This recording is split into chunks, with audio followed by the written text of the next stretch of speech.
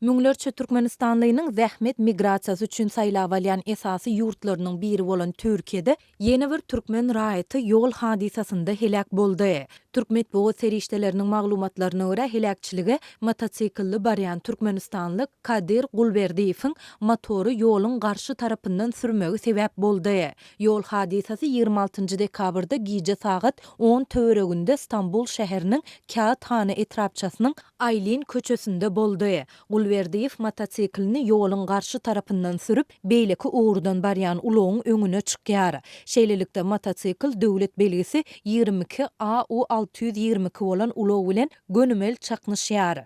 Hadisanyň netijesinde Gulberdiýew wakanyň bolan ýerinde aradan çykýar, mototsikli we awtologa uly zeper ýetýär.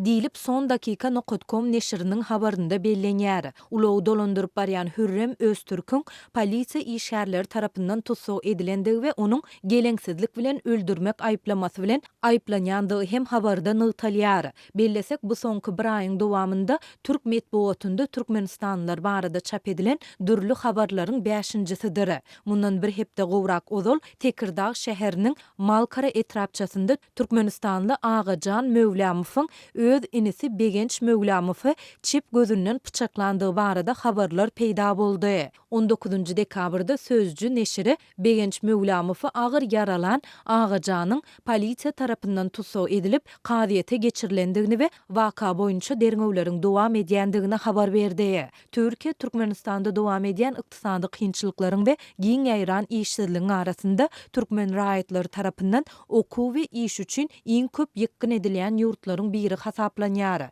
Türk häkimetleriniň 22 dekabrda çap eden soňky maglumatyna görä, Türkiýede 213 miňden gowrak Türkmenistanly kanuny ruhsat bilen ýaşaýar. Ýöne garaşsyz çeşmeler Türkiýedäki türkmenleriň umumy sanynyň resmi sanlardan ençeme etse köpdigini çaklaýarlar.